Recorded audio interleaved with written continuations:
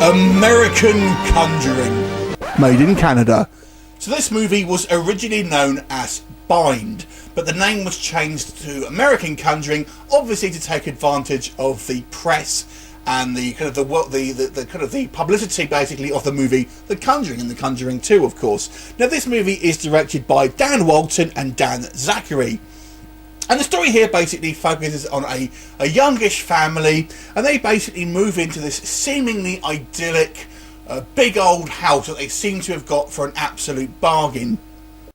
Now, there's of course a bit of a catch here. They don't know, but basically this house has been home to a variety of gruesome goings on, all the way back to this woman who committed suicide there, and then since then there's been horror after horror. I have to say I kind of quite liked the setup at the beginning. There's a little bit of a prologue, even though the acting from the kids is terrible, but there you go, I quite like the idea of it.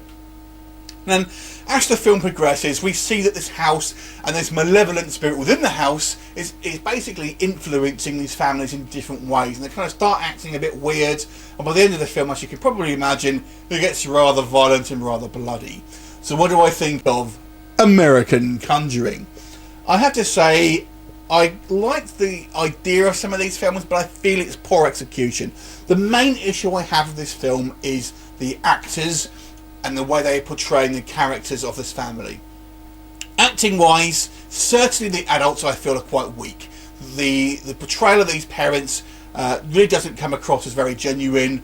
I feel the actors are quite poor. I feel the child actors actually fare a little better.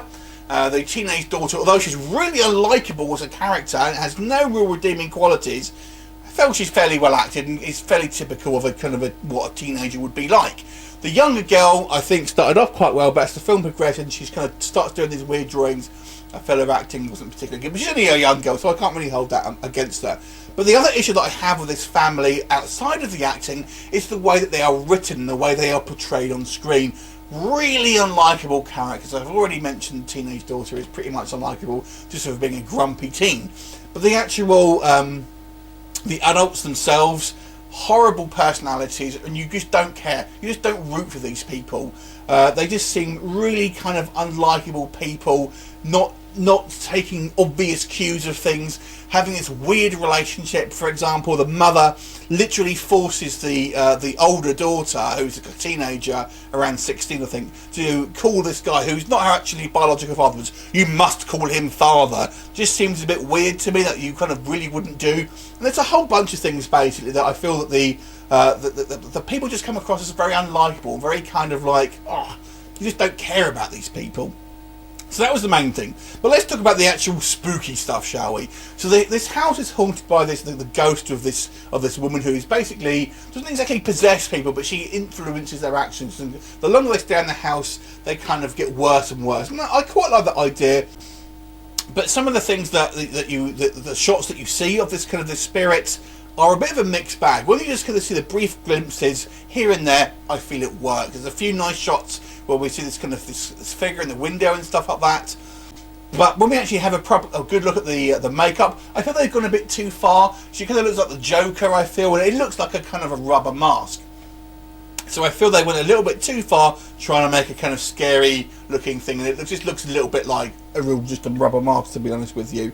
And I've got to say, I feel there are some logic issues with this movie as well. On the other side of it though, I feel the location setting here is really nice. I really like the gothic feel of this house and the kind of the ambiance that it has, and it does really lend itself to a kind of a haunted house. And there's going to be some nice sort of establishing shots throughout the movie as well. But overall, I feel that the problem here is the characters just don't drive the story forward, and like I said, there's just some typical things happen. I want to briefly touch upon the ending of this movie without giving any spoilers. They basically have a twist, and the twist is a type of ending a twist ending that you've seen a few times. There's a little bit of a different spin on it. I'm not quite sure that I think it works, but I have to say I applaud the effort to try and have a slightly different spin on a popular ending, shall we say.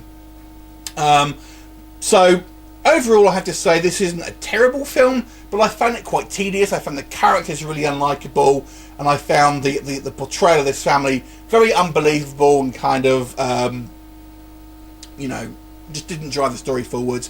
And the actual ghost stuff, that's what I felt was a little bit overplayed. But overall, I'll give this movie a 4 out of 10. It had some interesting moments, but overall was pretty forgettable. Anyway, have you seen it? What did you think of it? Leave me a comment, and I'll look forward to seeing you next time. Bye for now.